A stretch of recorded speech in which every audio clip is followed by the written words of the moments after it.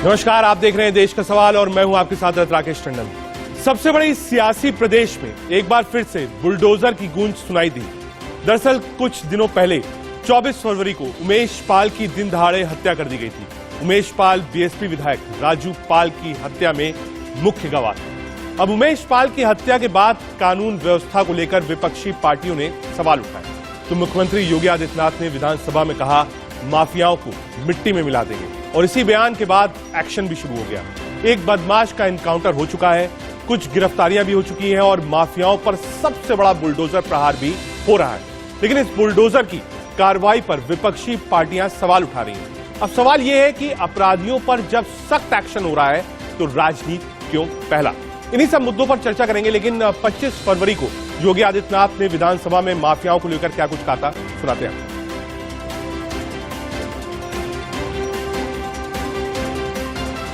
Mafia हैं, आखिर ये पाले किसके द्वारा गए हैं?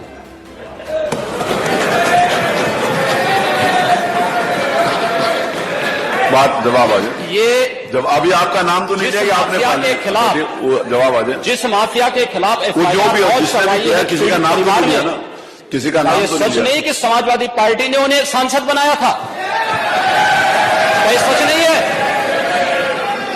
आप अपराधियों को पालेंगे, प्रदेश पार्टी जिस किसी भी पार्टी का रहा हो, बताइए अपराधी नहीं था, किस पार्टी का था, किस पार्टी का था? आप सारे अपराधियों को पालेंगे, उनको माल्यार्पण करेंगे और उसके बाद तमाशा बनाते हैं आप लोग। एक तरफ अपराधियों को प्रश्रय देंगे, उन्हें गले का हार बनाएंगे और दूसरी तरफ फिर दोषारोपण भी करेंगे। देखिए, तस्वीर किसी के साथ भी हो सकती है। कल जब हम लोग खाना खा रहे थे तो हमारी तस्वीर मुख्यमंत्री जी के साथ थी और अगर मुख्यमंत्री जी ने अपने केस वापस न लिए होते तो सोचो आप क्या चला रहे होते। तो आज ये सोशल मीडिया का जमाना है, कोई भी आता है फोटो खिंचवाता है। आपने आधी फोटो देखी, लाने वाला भी उसके अंदर फोटो के अंदर है, जिसने मिलाया वो भी फोटो के अंदर है। योगी आदित्यनाथ ने आज विधानसभा में सपा सरकार पर माफियाओं को लेकर फिर तंज कसा। सुनिए एक बार। रहे थे नेता विरोधी दल कि ओडीओपी क्या हो गया? ये वन डिस्ट्रिक्ट वन प्रोडक्ट है जिसने यहां की परंपरागत उत्पाद को, एमएसएमई को एक नया जीवन दिया है और एमएसएमई को नया जीवन देने का परिणाम है कि उत्तर प्रदेश एक्सपोर्ट का एक हब बना है। आज उत्तर प्रदेश 16-17 की तुलना में दुगने से अधिक एक्सपोर्ट कर रहा है। 1,56,000 करोड़ रुपए से अधिक का एक्सपोर्ट हमारा केवल 21-22 में ही पहुंच चुका है। लेकिन ये सच है कि आप ओडीओपी तो नहीं दे पाए, लेकिन वन डिस्ट्रिक्ट वन माफिया जरूर दे दिए थे। वन डिस्ट्रिक्ट वन माफिया, कौन जिला ऐसा नहीं था जिसमें एक नया माफिया न खड़ा हुआ? कौन जिला था? कहीं संगठित अपराध में लिप्त माफिया थे, कहीं खनन माफिया थे, कहीं पशु माफिया थे, कहीं वन माफिया थे, कहीं भू माफिया थे। और ये आम उत्तर प्रदेशवासी जानता है इस बात को,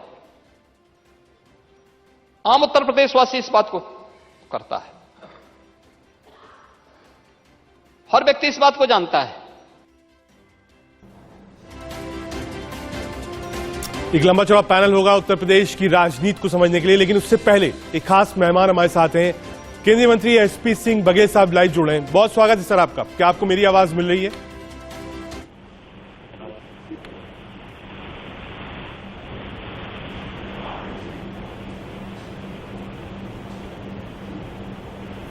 बघेल साहब नमस्कार, क्या आपको मेरी आवाज मिल रही है?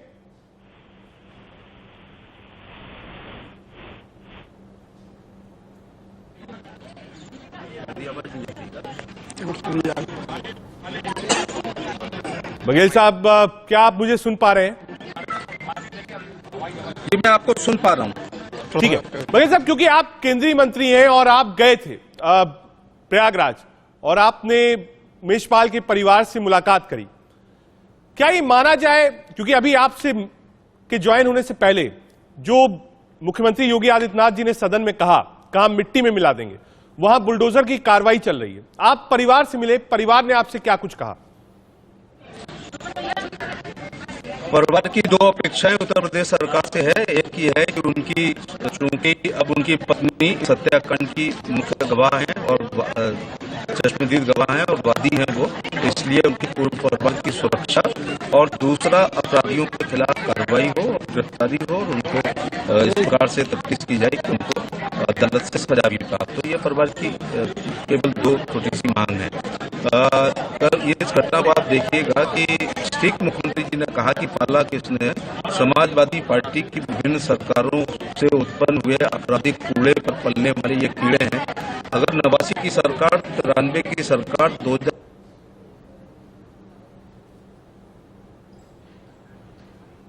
ठीक है, हम एक बार फिर से जुड़ने की कोशिश करेंगे बघेल साहब आपसे।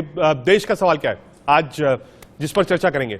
अपराधियों के घर बुलडोजर चले तो राजनीति क्यों? अगर अपराधियों के ऊपर बुलडोजर चल रहा है तो विपक्ष उस बुलडोजर से परेशान क्यों है? पहला। दूसरा, क्या सपा सरकार में माफियाओं को संरक्षण मिला, जो योगी आदित्यनाथ बार बार बोल रहे हैं?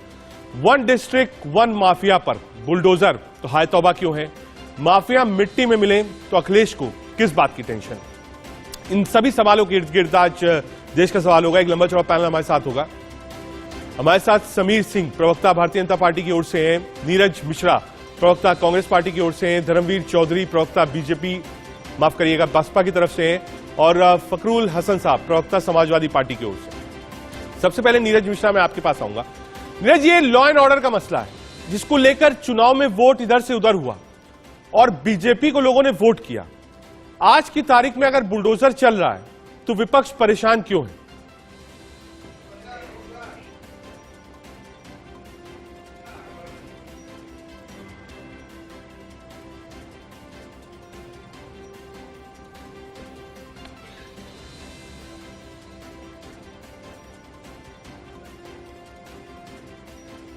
ठीक है, हम धर्मवीर जी के पास चलेंगे। धर्मवीर जी, योगी आदित्यनाथ कहते हैं मिट्टी में मिला देंगे, तो विपक्ष क्यों परेशान है?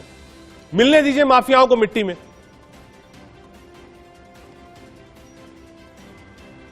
देखिए, जिनके माफियाओं से संबंध होंगे, जिनके माफियाओं से तार जुड़े होंगे, परेशानी उनको होगी। आप समुचित विपक्ष की बात ना करें और खासकर बहुजन समाज पार्टी की बात ना करें। लेकिन मैं ये आपके माध्यम से योगी आदित्यनाथ जी से और बीजेपी के प्रवक्ताओं से पूछना चाहता हूं कि ये मिट्टी में किसको मिलाने की बात कर रहे हैं? ये मिट्टी में किसानों को मिलाने की बात कर रहे हैं, जिन्होंने टैनी के लड़के ने किसानों को कुचल करके मिट्टी में मिला दिया, उनकी बात कर रहे हैं? या जो कानपुर देहात में अभी मां और बेटी को जो है जला करके मार दिया, उनको मिट्टी में मिलाने की बात कर रहे हैं? या सैकड़ों नौजवानों को जो बेरोजगार घूम रहे हैं उनको मिट्टी में मिलाने की बात कर रहे हैं? अगर योगी आदित्यनाथ जी मिट्टी में ही मिलाना है तो ये सिलेक्टिव कार्रवाई करना बंद करिए, जाति और धर्म देख करके कार्रवाई करना बंद करिए। और जो ये 2 दर्जन से ज्यादा एक ही बिरादरी के माफिया, चुलबुल सिंह, धनंजय सिंह, राजा भैया, मोनू सिंह, सोनू सिंह, ब्रजभूषण शरण सिंह, ये जो माफिया खुलेआम मुख्यमंत्री की नाक के नीचे घूम रहे हैं एक ही बिरादरी के, कब इनके घर बुलडोजर पहुंचेगा? ये वो सरकार है जो माफियाओं को संरक्षण देने का काम करती है। ये कुलदीप सेंगर जैसे माफियाओं को बचाने का काम करती है। ये चिन्मयानंद स्वामी के मुकदमे वापस लेती है बलात्कारी के।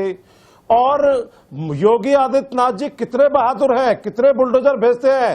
ये तो लोकसभा में रोते हुए देखा था योगी आदित्यनाथ जी को।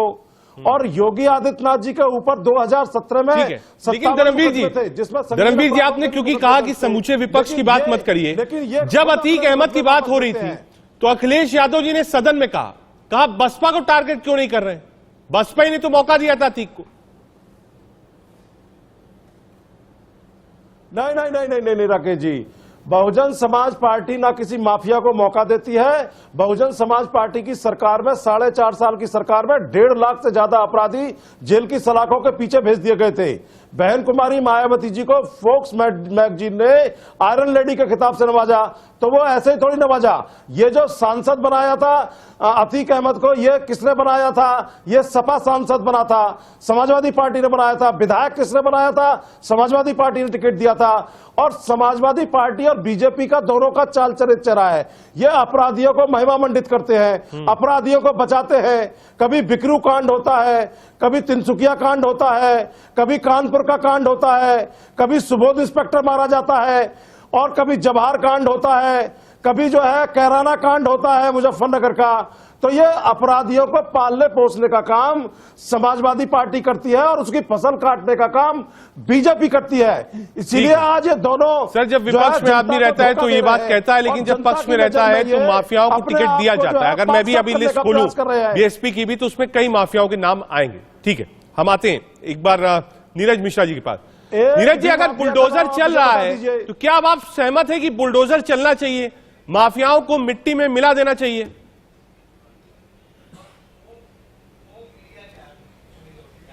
राकेश जी, इस देश के अंदर बुलडोजर अगर न्याय का प्रतीक होगा तो ये मीडिया डिसाइड कर ले कि कोर्ट्स की जरूरत है या नहीं है। और जब बुलडोजर को न्याय का प्रतीक बनाया जाएगा तो हम लोगों को यह भी देखना होगा कि कानपुर में जिस तरीके से बुलडोजर चला था, क्या वो सही था या गलत था। मैं कांग्रेस पार्टी का प्रवक्ता होने के नाते इस पर टिप्पणी नहीं करूंगा कि ये सही है या गलत है, लेकिन कोर्ट और मीडिया अगर समझता है कि ये ठीक है तो मैं मान लूंगा कि ये ठीक है। लेकिन दूसरी बात राकेश जी, हमें यह भी तो बताइए कि देश के जो केंद्रीय गृह मंत्री एमओएस हैं अजय टेनी साहब, जिनके ऊपर एक नरसंहार जैसा मामला चल गया, उनके घर पर बुलडोजर गया कि नहीं गया। कुलदीप सेंगर के ऊपर जो बलात्कार के बाद हत्या का मामला दर्ज हुआ जिसमें सजा मिली, उनके घर वो बुलडोजर गया कि नहीं गया। और जो पूरे उत्तर प्रदेश में पिछले एक साल में 16,000 मुकदमे बलात्कार और हत्या के जो दर्ज हुए, उन 16,000 जगहों पर क्या बुलडोजर गया कि नहीं गया। ये मीडिया की टीआरपी के लिए, इवेंट मैनेजमेंट के लिए, एक चीज ये बता देते हैं, इवेंट मैनेजमेंट, आप ये बताइए, अतीक अहमद की अच्छाई, अतीक अहमद और उसके गुर्गों के ऊपर बुलडोजर चलना चाहिए, हाँ या ना? देखिए, कोई भी चीज ब्लैक एंड व्हाइट में नहीं होती। अगर समाज में किसी ने गलती की है और कोर्ट ऑफ लॉ है, एक कॉन्स्टिट्यूशन है, उसके दायरे में रहकर उसके ऊपर कड़ी से कड़ी कार्रवाई होनी चाहिए। लेकिन आज इस कार्रवाई के ऊपर सवाल इसलिए है कि जब यह बुलडोजर चलना शुरू हुआ, उतनी देर में देश में सिलेंडर के जो प्राइस हैं वो 50 रुपए बढ़ गए। कमर्शियल सिलेंडर का जो प्राइस है वो 250 रुपए बढ़ गया। बुलडोजर चलाना है तो महंगाई पर चलाइए, बुलडोजर चलाना है बेरोजगारी पर चलाइए। बाकी ये आप तय करिए कि किसी अपराधी के ऊपर आप कोर्ट के बाहर एक्स्ट्रा जुडिशियल पावर लेकर आप बुलडोजर चलाएंगे। सही फखरुल हसन साहब है समाजवादी पार्टी के प्रवक्ता हमारे साथ।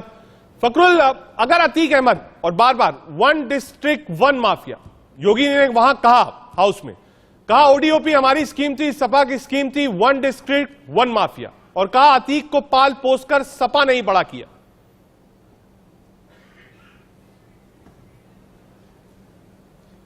देखिए, भारतीय जनता पार्टी हमेशा चुनावी मूड में रहती है, और चाहे फिर वो विधानसभा हो या रैली स्थल हो, वो फर्क नहीं समझते।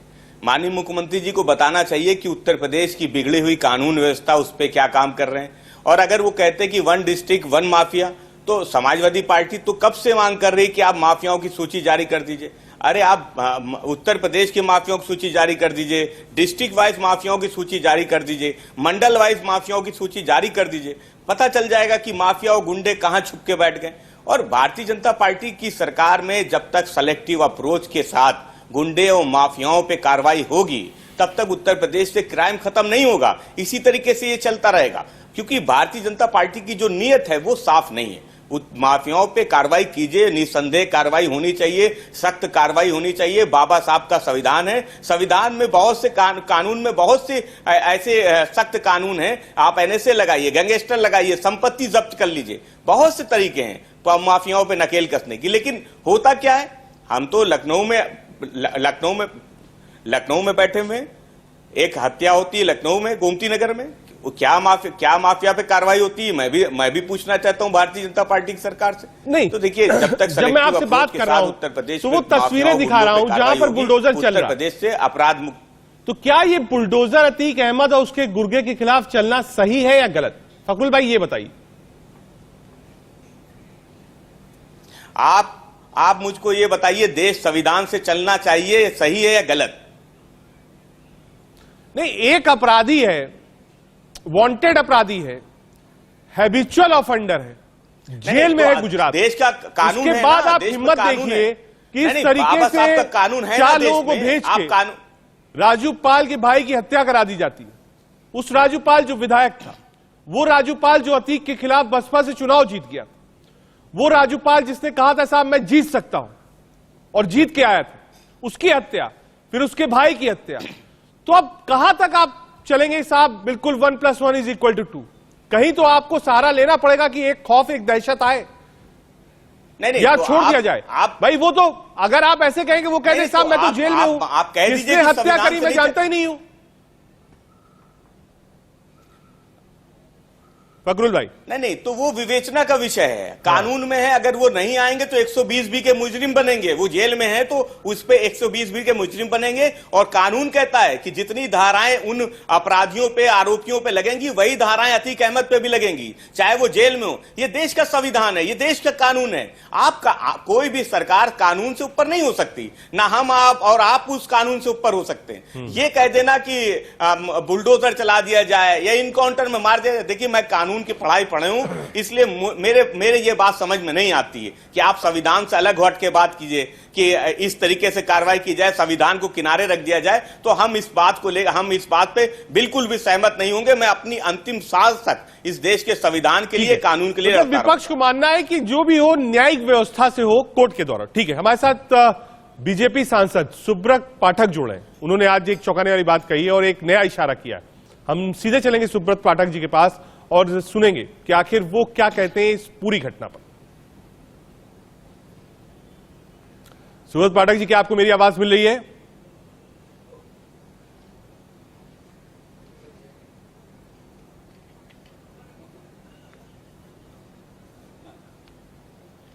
ठीक है, सुब्रत पाठक जी के पास हमारे साथ है। बहुत स्वागत है सर आपका। पहला सवाल, क्या अब उत्तर प्रदेश में अपराधियों की गाड़ी पलटती नजर आएगी, बुलडोजर चलते नजर आएंगे? क्या फिर यूपी की कानून व्यवस्था का बार बार विपक्ष हवाला दे रहा है? क्या करना चाहिए? जो अपराधी ये अपने अपराध के बल पर, अपने साम्राज्य के बल पर लोगों को डराते हैं, धमकाते हैं, दबाते हैं, आतंकित करते हैं और वो एक डर उनके लोगों के डर से अपने साम्राज्य को स्थापित करते हैं, तो आज उनके अंदर भी डर आना चाहिए और मुझे लगता है ये डर उनके अंदर आ रहा है। ठीक है पाठक जी, क्या यूपी में डर से चलेगी कानून व्यवस्था? क्या कानून व्यवस्था के लिए डर जरूरी है? अब ये अपराधी यदि डरेंगे नहीं, माफिया डरेंगे नहीं, तो किसी की भी हत्या करेंगे, तो फिर ये वही काम करेंगे जो करते रहे हैं। तो जिनको पहले की बात अलग थी, पहले इनको संरक्षण मिलता था समाजवादी पार्टी की सरकार का, लेकिन अब तो समाजवादी पार्टी की सरकार नहीं है, तो भारतीय जनता पार्टी की सरकार है। और भाजपा की सरकार गरीबों ने, कमजोरों ने, शोषित वंचितों ने मिलकर बनवाई है। और ये गरीब कमजोर जो सरकार भाजपा की जिन्होंने बनाई है, ये भाजपा से अपनी रक्षा की उम्मीद करते हैं और उत्तर प्रदेश के पूज्य मुख्यमंत्री योगी आदित्यनाथ जी की नैतिक जिम्मेदारी है इनकी रक्षा करने की। ठीक है पाठक जी, इन अपराधियों को संरक्षण कौन दे रहा है? कौन बचा रहा है इन अपराधियों को?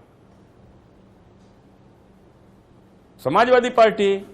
भाई बिल्कुल स्पष्ट है, आप 2005 याद करिए, 2005 में क्या हुआ था? 2005 में उत्तर प्रदेश की विधानसभा का सदस्य राजू पाल, जो कि निर्वाचित विधायक था, और निर्वाचित विधायक राजू पाल की उत्तर प्रदेश की वो प्रयाग की सड़कों पर दौड़ा दौड़ा कर निर्मम हत्या कर दी गई थी। हत्या कर देने वाला कौन था? समाजवादी पार्टी का सांसद अतीक अहमद। सरकार किसकी थी? समाजवादी पार्टी की। मुख्यमंत्री किसका था? समाजवादी पार्टी का। उसी समय यदि हिसाब किताब कर दिया होता तो आज शायद ये जरूरत ही नहीं होती। बार बार एक बात हो रही है पाठक जी कि अगर अतीक अहमद को अहमदाबाद से यूपी लाते वक्त गाड़ी पलट गई तो क्या होगा, इसी बात की चर्चा है पूरे प्रदेश में। मैं ईश्वर से मांग कर रहा हूं कि ये ऐसा हो, क्योंकि ये इनके जिनको लोगों से सिंपैथी नहीं है तो किसी बूढ़ी मां के बेटे को मार देंगे, किसी पत्नी के पति को मार देंगे, किसी बच्चों के बाप को मार देंगे। जब इनको सिंपैथी नहीं तो मुझे भी इनसे कोई सिंपैथी नहीं। ठीक है, बहुत शुक्रिया आप पाठक जी हमसे बात करने के लिए, बहुत शुक्रिया आपका। और आप कह रहे हैं कि आप मनाते हैं कि गाड़ी पलट जाए। वापस लौटेंगे अपने पैनल की तरफ और समझने की कोशिश करेंगे कि अगर ये गाड़ी पलट जाए ऐसा बीजेपी सांसद क्यों कह रहे हैं। ठीक है, चौधरी साहब आपके ही पास सुब्रत पाठक जी थे, वो कह रहे हैं साहब संरक्षण तो सारा विपक्ष ने दे रखा था, अब वो चाहते हैं कि गाड़ी पलट जाए जब अहमदाबाद से लखनऊ के लिए आ रही हो या इलाहाबाद हाईकोर्ट जा रही हो। नहीं, ये सुब्रतो पाठक जी कह रहे हैं कि उनकी गाड़ी पलट जाए, तो ये तो बीजेपी का एक चरित्र चाल चेहरा ऐसा है कि ये बिल्किस बानो के अपराधियों को जो आजीवन कारावास की सजा भुगत रहे थे उनको ये जेल से पहले ही निकालते हैं, और जब जेल से वो बाहर आते हैं तो उनको फूल मालाओं से महिमा मंडित करते हैं। जब इंस्पेक्टर सुबोध मारा जाता है सड़कों के ऊपर तो उनके हत्यारों को ये फूल मालाओं से महिमा मंडित करते हैं। तो इनका ये माफियाओं को पालने का जो सिलसिला है कोई नया नहीं है। ये बीजेपी के लोग हवाई जहाज में बैठ करके अफगानिस्तान आतंकवादियों को छोड़ने जाते हैं, तो यही तो बीजेपी का चाल चरित्र चेहरा है कि ये माफियाओं से इनका गठजोड़ है, और वही गठजोड़ समाजवादी पार्टी का है। ये अतीक अहमद जो है ये समाजवादी पार्टी का ही प्रोडक्ट है। आदरणीय बहन कुमारी मायावती जी ने बिल्कुल क्लियर ट्वीट में कहा कि ये उन्हीं का बनाया हुआ माफिया है। ऐसे माफियाओं की कमर तोड़ने के लिए कानून के दायरे में योगी आदित्यनाथ जी अगर कोई भी सख्त कार्रवाई करते हैं तो बहुजन समाज पार्टी को कोई आपत्ति नहीं है। ठीक है, आ रहा हूं। हमारे साथ आनंद दुबे प्रवक्ता भारतीय जनता पार्टी के भी जुड़ गए। आनंद जी थोड़ा आप लेट आए इसलिए ब्रीफ कर दूं। समूचा विपक्ष इस बात को कह रहा है कि जो भी एक्शन हो वो संविधान के दायरे में हो पहला, और कोर्ट से ऊपर कोई नहीं है, उसके ऊपर कोई ना जाए, यानी बुलडोजर का इनडायरेक्ट विरोध है विपक्ष में।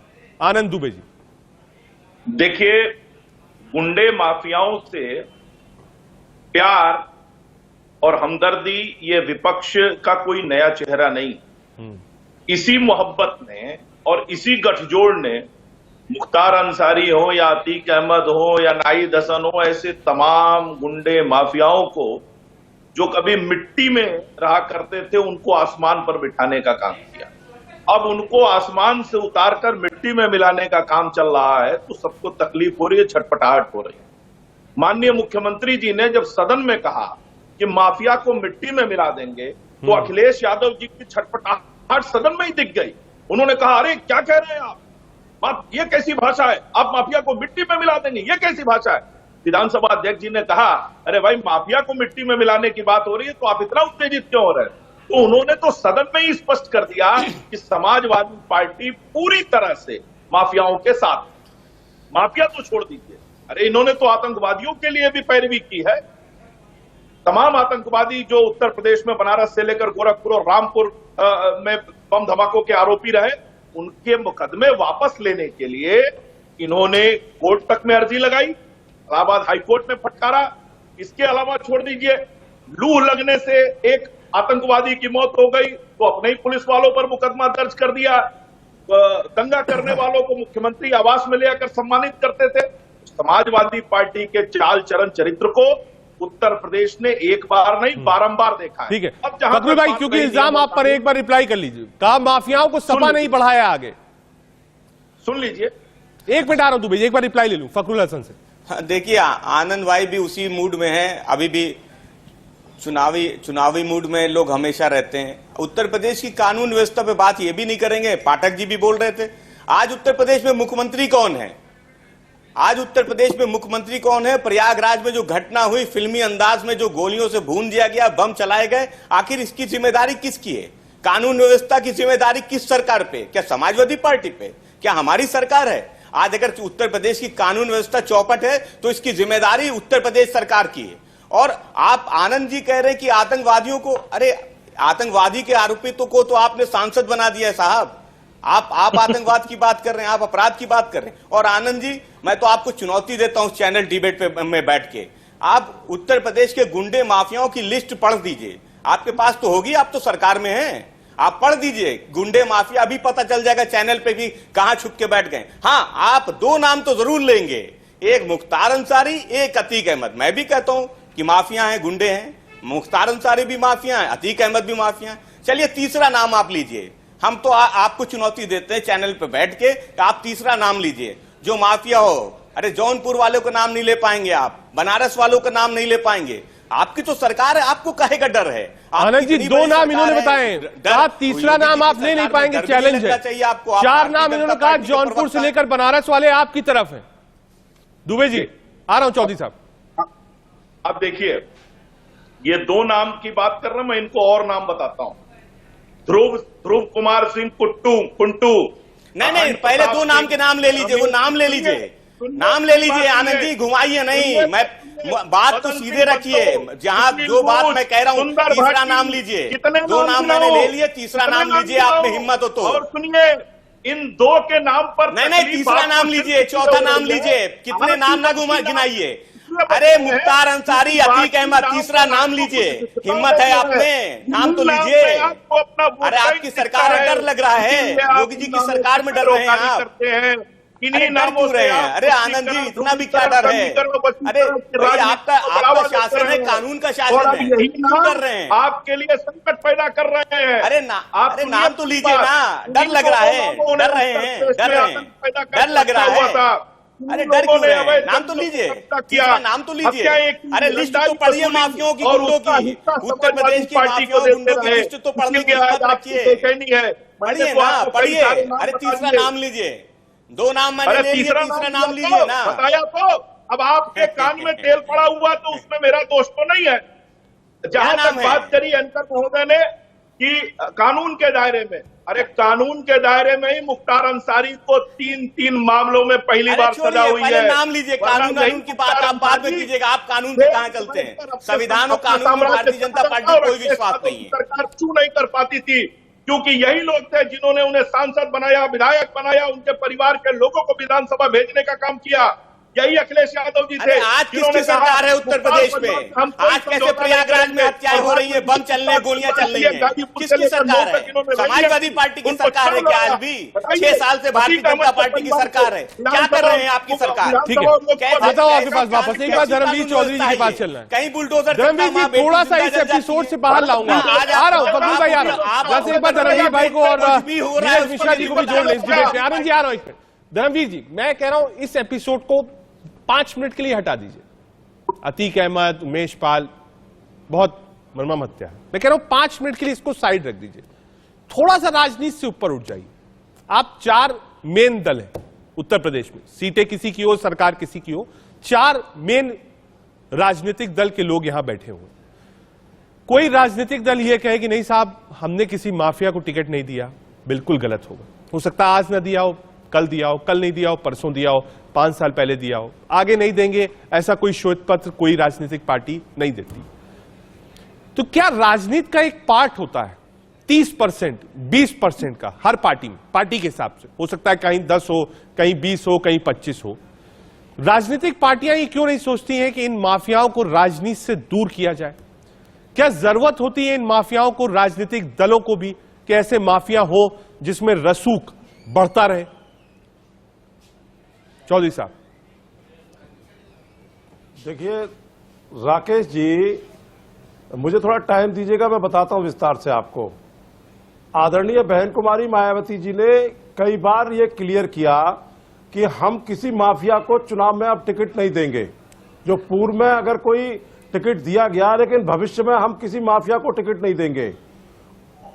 और मैं आपको बता दूं राकेश जी कि बहन कुमारी मायावती जी ने जब मुख्यमंत्री थी तो अपने वर्तमान के सांसद को एक छोटी सी गलती पर जेल भिजवाने का काम किया था। उन्होंने एक गरीब के घर पर बुलडोजर चला दिया था, सांसद रमाकांत यादव ने। ठीक है, मैं चौधरी साहब बीच में 1 मिनट के इंटरप्ट कर रहा हूं आपको। मैं प्रस्तुत करना चौधरी साहब, मैं कहीं नहीं जा रहा हूं, आपके ही पास हूं, मैं सिर्फ आपको रोक रहा हूं, इंटरप्ट कर रहा हूं, मैं आपकी बात समझ के। ठीक है, एज अ प्रवक्ता मेरा जो सवाल है वो सवाल बहन जी, मुख्यमंत्री, अखिलेश जी या कांग्रेस तक सीमित नहीं, मैं इसके ऊपर बात कर रहा हूं आपसे। मैं ये बात कर ही नहीं रहा हूं कि आपने क्या किया, उन्होंने क्या किया, थोड़ी देर के लिए इसको हटा दीजिए। मैं ये समझना चाहता हूं कि साहब इसकी जरूरत क्यों है? अगर इतिहास में भी थी तो क्यों थी, भविष्य में पड़े तो क्यों है? 4 राजनीतिक दल बैठे हैं, कहे साहब हम आज के बाद किसी को नहीं देंगे टिकट, जो है उन सबको बाहर निकाल दिया जाएगा। मैं उसकी बात कर रहा हूं आपसे कि आखिर ये जरूरत क्यों पड़ी राजनीतिक दलों को कि जिनके दामन में दाग थे, नहीं, वो दाग आपने साफ कर दिए और कहा आइए नेताजी आप भी बैठिए। मैं आपको विश्वास पूर्वक कह सकता हूं कि बहुजन समाज पार्टी कभी माफियाओं के साथ नहीं है और कभी आपने ये नहीं सुना होगा कि ये बहुजन समाज पार्टी का गुंडा है। आपने ये जरूर सुना होगा कि ये बीजेपी का गुंडा है, ये समाजवादी पार्टी का गुंडा है, ये उस पार्टी का माफिया है, ये फलाना है, लेकिन कभी बहुजन समाज पार्टी के बारे में नहीं सुना होगा। और मैं पूरी जिम्मेदारी के साथ कह रहा हूं कि हम किसी माफिया को भविष्य में कोई टिकट नहीं देंगे। अगर शाइस्ता परवीन भी जांच में दोषी पाई जाएंगी तो पार्टी से बाहर करने का रास्ता करेंगे, लेकिन ये स्वच्छता की राजनीति की दुहाई देने वाली पार्टियां ये बताए कि ये इस तरीके का आचरण कब प्रस्तुत करेंगी। ये एक ही जाति बिरादरी के जो 65% थाने से लेकर और डीएम-एसपी तक लगे हुए हैं, इन पर कब कार्रवाई होगी? आज ये जो माफिया जो नाम नहीं ले पा रहे हैं दोनों प्रवक्ता, कहे तो मैं आपको नाम पढ़ के सुना देता हूं। ये पूरी एक बिरादरी की लिस्ट है मेरे पास में, 2 दर्जन से ज्यादा। इनके घर कब बुलडोजर पहुंचेगा? लेकिन ये योगी आदित्यनाथ जी का और समाजवादी पार्टी का, दोनों का जो माफियाओं के साथ गठजोड़ है, ये जीवन में कभी ऐसी कार्रवाई नहीं कर सकते।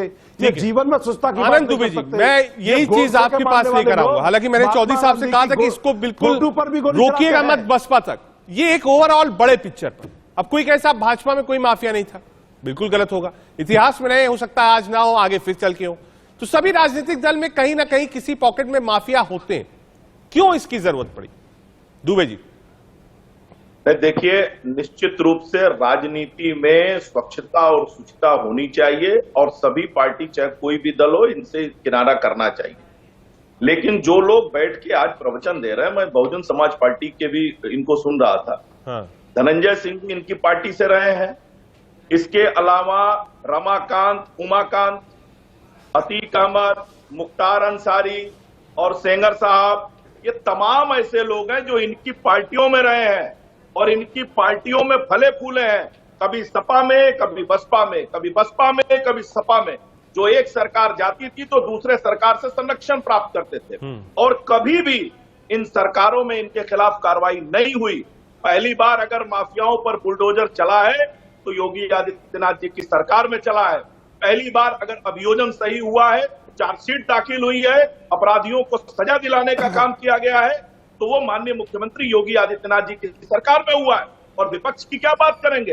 अरे शराब कांड में, आजमगढ़ में जहरीली शराब कांड में लोग मरे, जांच हुई तो कौन सामने आया? समाजवादी पार्टी का विधायक। वो जेल पहुंचा तो अखिलेश यादव जी उनसे मिलने जेल में चले गए। इरफान सोलंकी, ठीक है, फकरुल भाई एक बार रिप्लाई कर लीजिए। हर दल सीधा आरोप लगा रहा है, बीजेपी कह रही साहब जितने माफिया हैं वो फले पूजे और उपजे हैं सपा के कार्यकाल में।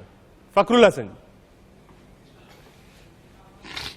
जी, आनंद जी ने एक नाम तो ले लिया आखिरी में, लेकिन बनारस वाले का नाम अभी भी नहीं लिया।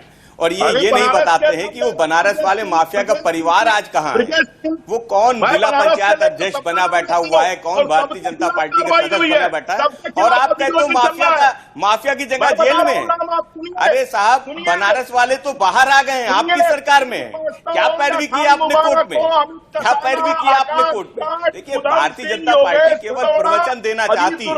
ये इनकी कार्रवाई सेलेक्टिव अप्रोच के साथ है। गुंडे माफियाओं को भी ये दल के रूप में देखते हैं। अगर वो भारतीय जनता पार्टी की विचारधारा से मेल खाता है, उसके भारतीय जनता पार्टी के तरफ जाके खड़ा हो जाएगा, कोई कार्रवाई नहीं होगी। और किसानों पे गाड़ी चढ़ाने वाले लोग, आज किसानों पे गाड़ी चढ़ाने वाले लोग भी जमानत में बाहर है भारतीय जनता पार्टी की इसी लचर पैरवी के कारण। और आप दुहाई दे रहे हो कानून व्यवस्था की। आपके राज्य में जब गोली और बम चल रहे हैं तो आपको समाजवादी पार्टी याद आ रही है, किसी को 2005 याद आ रहा है। अरे 2023 क्यों नहीं याद कर रहे हैं आप? 2023 में ये जो चल रहा है उत्तर प्रदेश की कानून व्यवस्था, वो पटरी से उतरी हुई है, उस पर क्यों नहीं बात कर रहे हैं आप? क्यों नहीं आप संभाल पा रहे हैं? आप बताइए तो क्या आपसे उत्तर प्रदेश नहीं संभल रहा है? उत्तर प्रदेश की कानून व्यवस्था नहीं संभल रही है? थानों में बेटी जाती है, उसके साथ थानों में बलात्कार होते हैं, व्यापारी होटल में सुरक्षित नहीं है, बुलडोजर लेके जाते हैं कानपुर में, माँ बेटी जिंदा जल जाती है। ये कानून व्यवस्था है उत्तर प्रदेश की। माफियाओं को मिट्टी में मिला देना चाहिए। हम तो आप सदन के बाहर भी कहते हैं। अरे विधानसभा में तो आप भाषण देने का काम करते हैं, विधानसभा में क्या बात करते हैं? विधानसभा की क्या बात कर रहे हैं आप? विधानसभा में तो आप चुनावी मूड में रहते हैं। सवालों का जवाब कौन सा देते हैं विधानसभा में? आप कौन से सवाल का जवाब दे दिया विधानसभा में? किस सवाल का जवाब दिया है? आधारहीन बातें विधानसभा में रखने से कोई फायदा नहीं है। क्या जवाब देते हैं आप विधानसभा में? किस बात का जवाब देंगे आप विधानसभा में? उत्तर प्रदेश की कानून व्यवस्था पे सवाल कर रहे हैं तो आपको समाजवादी पार्टी याद आ रही है, आपको फोटो याद आ रहा है, फोटो पॉलिटिक्स में जा रहे हो, लेकिन उत्तर प्रदेश की कानून व्यवस्था पे कोई सवाल ना उठाए। उत्तर प्रदेश में जो चल रहा है, गोली बम चल रहे हैं, फिल्मी स्टाइल में हत्याएं हो रही, उन पे सवाल मत करो। अगर बुलडोजर जाएगा, माँ बेटी को जिंदा जला दिया जाएगा, उस पे सवाल मत करो। भारतीय जनता पार्टी पे सवाल मत करो। बाकी सब चीजें चाहिए। हम इनकी हाँ में हाँ मिलाएं। बहुत अच्छा चल रहा है, बहुत अच्छा चल रहा है। अरे हमें विपक्ष है, हमें जिम्मेदारी दी है जनता ने, हम सवाल पूछते रहेंगे। ठीक है, एक बार नीरज मिश्रा जी को जोड़ूंगा। नीरज जी, हर पार्टी के दामन में कहीं ना कहीं छोटे या बड़े दाग हैं। इस पर कभी बात नहीं होती कि हम वो दाग कैसे साफ करें, क्योंकि वोट बैंक उससे जुड़ा रहता है। ये कहना बिल्कुल गलत नहीं हो। कोई दल देश में ऐसा नहीं है जो कहे नहीं साहब बिल्कुल पाक साफ है, चाहे वो करप्शन के चार्जेस हो या फिर ऐसे लोग जो कि एंटी सोशल हो, उनको टिकट देकर लोकसभा और राज्यसभा में लाया जाए। इसके लिए पार्टियों को क्या करना चाहिए? भले ही वोट बैंक खराब हो जाए, लेकिन कम से कम ऐसे लोग जो एंटी सोशल हैं वो दोनों सदनों में ना पहुंच पाए। इसके लिए राजनीतिक दल ने क्या कभी कुछ किया या आगे करेगी?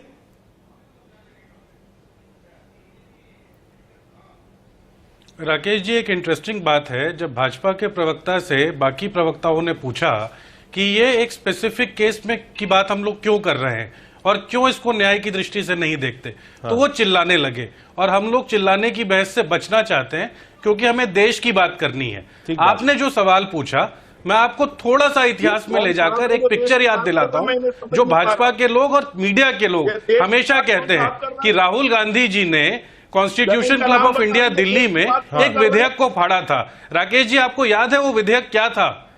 वो विधेयक था कि राजनीति के अंदर, सदन के अंदर जो भी ऐसा आदमी जिसके ऊपर कोई भी चार्ज लगा हो करप्शन का या एंटी सोशल होने का, उसकी सदस्यता रद्द की जाएगी। राहुल गांधी जी ने एक कदम आगे बढ़कर सदन से आया हुआ उस बिल को उसको फाड़ दिया और वो मिसाल कायम की, जिसके बाद हो सकता है हमारे ही घटक दल के कुछ ऐसे नेता जेल चले गए जो बड़े नेता थे, लेकिन उन पर क्योंकि करप्शन का चार्ज था तो राहुल गांधी ने उस मियाद को बड़ा कर दिया। Congress party walk the talk करती है, हम लोग अपनी बात जो कहते हैं उस पर अडिग होकर चलते हैं, और उसका शायद खामियाजा, राकेश जी मैं बड़े दिल से आपको कहता हूं, क्योंकि कांग्रेस पार्टी सुचिता की राजनीति करती है, उसका खामियाजा उसे भुगतना पड़ता है। वो वोट बैंक की राजनीति अगर हम भी करते तो ये इवेंट मैनेजमेंट, ये पीआर और ये जो बुलडोजर की राजनीति है शायद हम लोग भी करते, लेकिन हम क्योंकि कांग्रेस उस पार्टी के साथ है जिसने संविधान का निर्माण किया, बाबा साहब के मूल्यों पर चली, नेहरू जी के, गांधी जी के मूल्यों पर चली और देश को आगे ले जाने का काम किया, इसलिए वोट की चोट खाते हुए भी हम लोग अपने उसूलों से कॉम्प्रोमाइज नहीं करते हैं। दुबे जी, नीरज जी कह रहे हैं कि साहब सुचिता के लिए वो जो अध्यादेश था वो तो राहुल गांधी नहीं फाड़ा प्रेस क्लब ऑफ इंडिया में, कहा उसका विरोध भी झेलना पड़ा। कहा साहब और खुद जिस चीज की शुरुआत राहुल ने करी कि कोई भी एंटी सोशल या करप्ट व्यक्ति ना आ पाए, तो ये शुरुआत का श्रेय कांग्रेस चाहती है कि भाई राहुल गांधी को दिया जाए। दुबे जी, मैं यही कहना चाहता हूं, क्यों नहीं श्रेय दिया जाए? जो लोग खुद जमानत पर बाहर है भ्रष्टाचार के मामले, क्या है ना कि इस सिरे से उस सिरे तक 70 के जुर्म है, राकेश जी जुर्म है। एक बात बताइए, इनको सच में न्यायिक प्रक्रिया के ऊपर लगता है भरोसा नहीं है? देश के अंदर बेल एक नेचुरल प्रोसेस है। आज माननीय जो होम मिनिस्टर है वो किसी जमाने में तड़ी पार हुआ करते थे, तो क्या हम उनको क्रिमिनल डिक्लेयर कर दें? आज जो यूपी से होम मिनिस्टर आते हैं, जो केंद्र सरकार में एमओएस हैं, उन्होंने नरसंहार कर दिया, आज तक उन पर कार्रवाई नहीं हुई, उनको माफिया डिक्लेयर कर दें। और साध्वी प्रज्ञा, जिनके ऊपर आतंकवादी गतिविधियों के चार्जेस चल रहे थे, आज वो माननीय सांसद है मोदी जी के साथ, क्या उनको हम लोग क्रिमिनल डिक्लेयर कर दें? जिन लोगों को न्याय की प्रक्रिया पर भरोसा नहीं, वो इस तरीके की बात करते, शर्म आनी चाहिए इनको। देश संविधान से चलता है, रूल ऑफ लॉ से चलता है, और उसके ऊपर भाजपा के साथियों का लगता है बिल्कुल भरोसा नहीं। राहुल गांधी के नाखून बराबर हो जाइएगा, जिस दिन हो जाएंगे उस दिन राजनीति की शुचिता की बात करिएगा। सिर्फ लफबाजी, देश में महंगाई बेरोजगारी का मुद्दा है, लेकर चल दिए बुलडोजर। अरे बुलडोजर चलाना है तो गौतम अडानी के घर पर चलाइए, बुलडोजर चलाना है नीरव मोदी के घर पर चलाइए, बुलडोजर चलाना है मित्रकाल में जो आपके जितने दोस्त हैं धर्मवीर जी के पास, उनके घर पर धर्मवीर जी, चलाइए, और उससे ज्यादा अगर चलाना हो। आज जो बहस है जो आपके उत्तर प्रदेश के अंदर और जो सदन की कार्रवाई हमने सुनी, जो सदन की बहस थी चौधरी साहब, वो इस बात की है कि कौन व्यक्ति माफियाओं के साथ है और कौन आदमी माफियाओं के विरोध में। यानी कौन आदमी कह रहा है कि साहब माफियाओं को मिट्टी में मिला देंगे, और कौन से वो राजनीतिक दल है जो बुलडोजर के सामने खड़े हैं और न्यायिक प्रक्रिया का हवाला दे रहे हैं। जनता किसको सुने, किसको माने? चौधरी साहब देखिए राकेश जी, आज एडीआर की रिपोर्ट क्या कह रही है?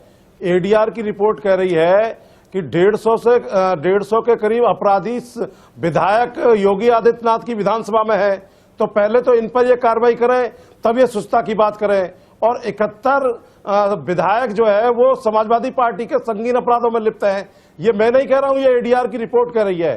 तो उत्तर प्रदेश में सुस्ता की बात करने वाली पार्टियां पहले अपने गिरीबान में झांकें कि ये अपराधियों को क्यों मौका देते हैं और बड़ी बड़ी बातें करते हैं। आज जो संसद में 45% से ज्यादा सांसद बीजेपी के संगीन अपराधों में लिप्त हैं, चाहे वो ब्रजभूषण शरण सिंह हो, चाहे वो साध्वी प्रज्ञा हो, और चाहे वो दूसरे लोग हो, चाहे वो टैनी हो। तो मेरा आपके माध्यम से यह कहना है जनता को कि जनता को ऐसे लोगों को चुनाव में बेनकाब कर देना चाहिए, और इस देश में जो सुस्ता की बात करेगा, जो लॉ एंड ऑर्डर की बात करेगा, जो आम गरीब के हित की बात करेगा, उसको चुनना चाहिए। लेकिन ये पार्टियां जो बड़े बड़े वादे करके आती हैं लेकिन अपने वादों पर फेल हो जाती हैं।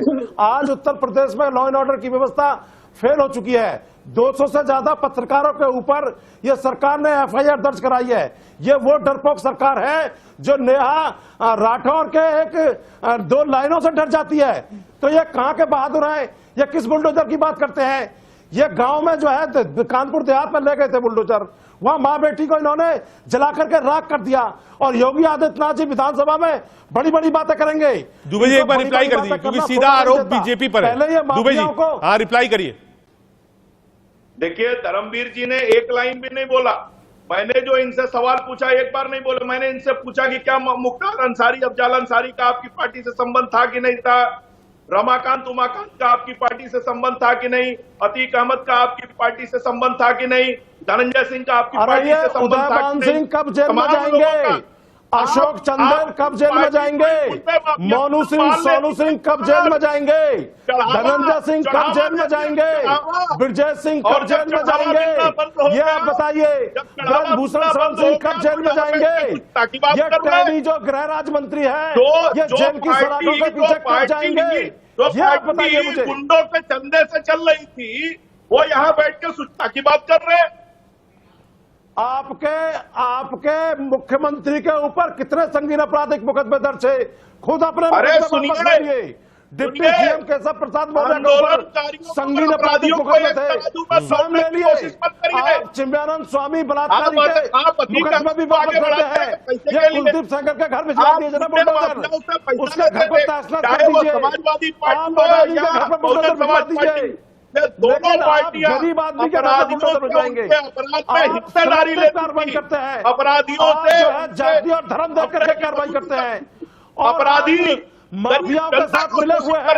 आपकी हिम्मत नहीं कि राजा भैया के घर पे आप बुलडोजर भिजवाएं। करने का काम समाजवादी पार्टी और बहुजन समाज पार्टी करती थी, और इसी वजह से जनता ने बहुजन समाज पार्टी को ऐसी स्थिति में छोड़ा है कि आप विधानसभा का मुंह देखने के लिए सुप्रीम कोर्ट को कहना पड़ा है कि और यही हाल समाजवादी पार्टी का जंगल राज चल रहा है। क्या उत्तर प्रदेश में जंगल राज चल रहा है? अरे जंगल राज तो नहीं है, आनंद दुबे जी, रावण राज से भी बुरा है, से खोज कर राक्षसों को भी बुरा है। कानून के दायरे में उनको सजा दिलाने का काम किया जा रहा है। आपने जो जंगल बनाया था उसके अंदर जो छिपे हुए थे लोग, उनको बाहर निकालने का काम भारतीय जनता पार्टी कर रही है। ठीक है, एक बार फखरुल हसन साहब के पास। फखरुल साहब, जो डिबेट थी और योगी आदित्यनाथ जी का जो वक्तव्य था सदन के अंदर, उससे एक झलक ये गई कि साहब जितने भी माफिया हैं सब सपा नहीं बढ़ाएं आगे। पहला, मिट्टी में मिला देंगे, बुलडोजर चलाएंगे, इसका जैसे ही आप विरोध करते हैं तो क्या ये एक एंटी पब्लिक इमेज नहीं बनेगी? पब्लिक कहेगी साहब सपा क्यों खड़ी है माफियाओं के साथ?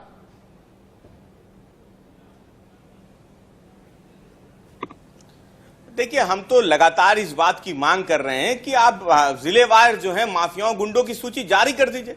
हम तो कब से इस बात की मांग कर रहे हैं। समाजवादी पार्टी लगातार इस मांग को दोहरा रही है कि माफियाओं गुंडों की जिलेवार सूची भारतीय जनता पार्टी की सरकार जारी कर दे। आखिर क्या दिक्कत है? आप विधानसभा में खड़े होकर आप अगर वन डिस्ट्रिक्ट वन माफिया की बात कर रहे हैं तो माननीय मुख्यमंत्री जी से मैं तो आपके चैनल के माध्यम से अनुरोध करूंगा कि आप डिस्ट्रिक्ट वाइज माफियाओं गुंडों की सूची जारी कर दीजिए। पता चल जाएगा कि गुंडे और माफिया कहां हैं। और देखिए, हम तो देश के संविधान की बात करते हैं। आप कह रहे हो फखरुल भाई, देश का संविधान योगी आदित्यनाथ जी ने कहा कि हम तो ओडीओपी लेके आए, one district one mafia, one district one mafia वाला फॉर्मूला समाजवादी पार्टी का था। ये योगी आदित्यनाथ जी ने कहा है। फखरुल भाई, देखिए ना, ये किसका फॉर्मूला है, ये कैसे तय होगा? ये किसका फॉर्मूला है, ये कैसे तय होगा? ये ऐसे ही तो तय होगा ना कि आप डिस्ट्रिक्ट वाइज माफियाओं की सूची जारी कर दीजिए। फॉर्मूला कैसे तय होगा, एक बार बता दीजिए। सपा का फॉर्मूला है या भाजपा का फॉर्मूला है, इसमें क्या दिक्कत है? अब मुझे लग रहा है कि फखरुल साहब या तो सुन नहीं पा रहे हैं या सुनना नहीं चाह रहे। मैंने अभी थोड़ी देर पहले 2500 माफियाओं का नाम गिनाया जिनके ऊपर उत्तर प्रदेश में कार्रवाई हुई है, लेकिन इनको समझ नहीं आ रहा है। ये दूसरे का नाम लेंगे भी नहीं।